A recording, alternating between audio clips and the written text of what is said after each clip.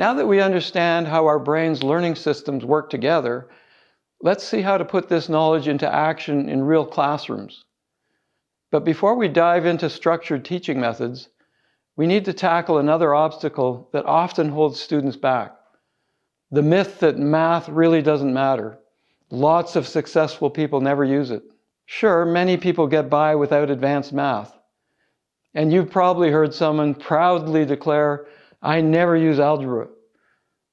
But here's what research tells us about why math actually matters. First, math achievement in young children predicts later success in school better than any other skill, including reading. This isn't because everyone needs calculus. It's because learning math builds those neural pathways that help us develop fundamental thinking skills that help in all areas of life. Think of it this way. When you learn math properly, you're not just learning calculations. You're training your brain to spot hidden patterns everywhere, not just in numbers, but in daily life. That automatic pattern recognition we talked about, it starts with math, but ends up helping you see connections nobody else notices. Think step by step through tricky situations. Math trains you to break big problems into smaller, manageable pieces. It's like having a mental toolkit for tackling any challenge. Handle messy, real-world problems where you don't have all the information. Math teaches you to work with what you've got and figure out what's missing. Make smarter choices when facing uncertainty, from financial decisions to evaluating statistics in the news. You develop an instinct for what the numbers are really telling you. Size up risks more clearly, whether you're starting a business or evaluating a medical treatment. Math gives you the tools to weigh your options carefully. This brings us to another myth that connects directly to what we've learned about how the brain works. To get good at math, you need to struggle with difficult problems right from the start. The science tells us something very different. When students face problems that are too difficult, their declarative system gets overwhelmed, like our working memory octopus trying to juggle too many balls at once. They can't build those automatic pathways because they're too busy trying not to drop anything.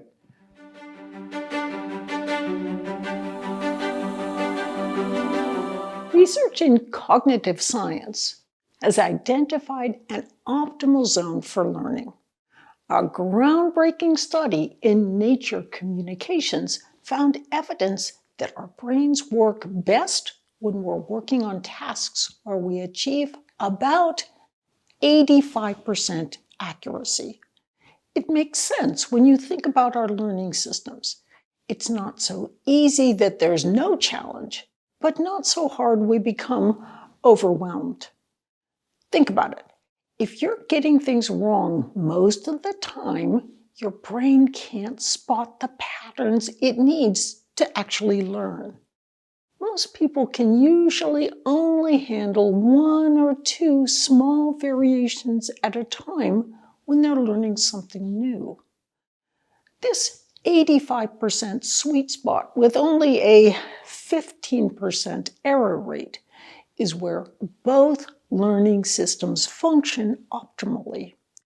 The automatic system gets enough successful repetition to build strong pathways, while the declarative system can handle the load without our working memory octopus dropping anything. When I talk to teachers about this sweet spot concept, they get it right away. Their instincts about how students learn often match perfectly with what the science tells us. But unfortunately, many of the resources that they're required to use don't follow these principles. In most popular math programs, for example, the problems in the first half of the year are just as complex as those in the second half. This ignores everything we know about how the brain learns. It overloads the declarative system, while failing to build the automaticity that would make complex problems manageable. Students need to start with clearer, simpler versions of concepts. Novice learners need help attending to the important features of those problems by making those features simple and clear. For example, using dots to represent the amount of something instead of more complex but realistic images like flowers. And of course, novice learners need more guidance and practice than expert learners.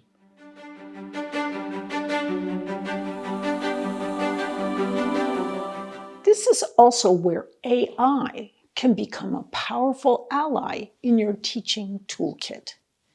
When students are struggling with a new mathematical concept, sometimes all they need is the right metaphor to help it click. But finding that perfect metaphor isn't always easy. This is where tools like ChatGPT and Claude can help. For example, let's say your students are having trouble grasping negative numbers. You could ask AI, give me 3 simple, concrete metaphors to explain negative numbers to students who are seeing them for the first time.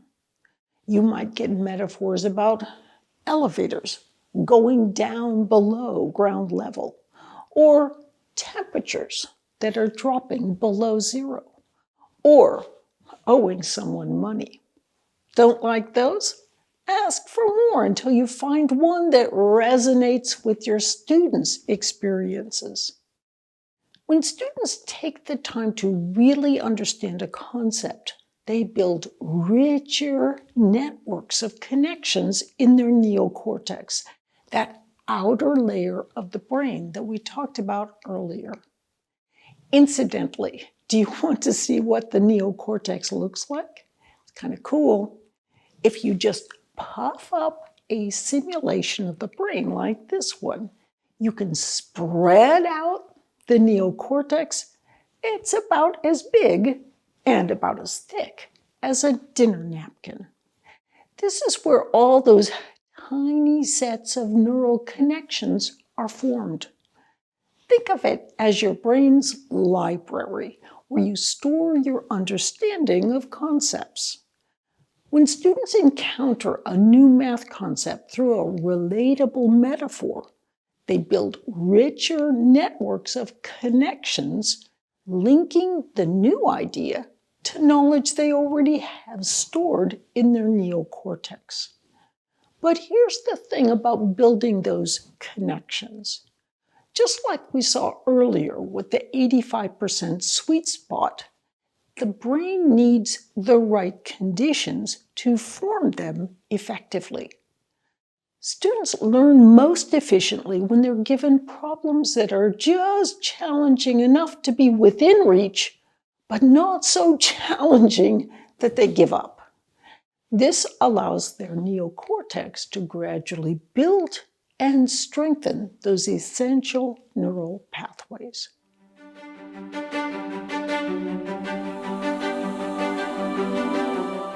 But once again, here's the problem. Most math programs completely ignore this principle.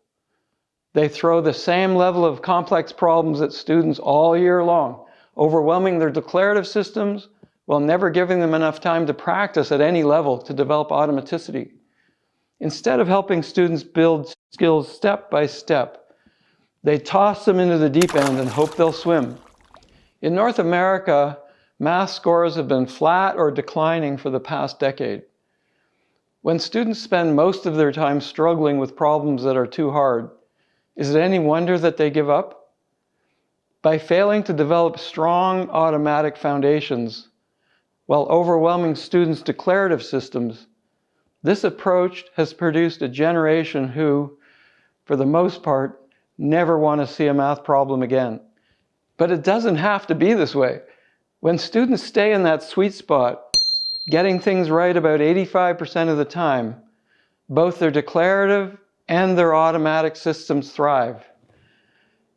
The working memory octopus isn't overwhelmed, and those automatic pathways keep getting stronger. In our next video, we'll explore practical ways to hit this target in your classroom. you'll see exactly how to build those automatic pathways while keeping students challenged and engaged.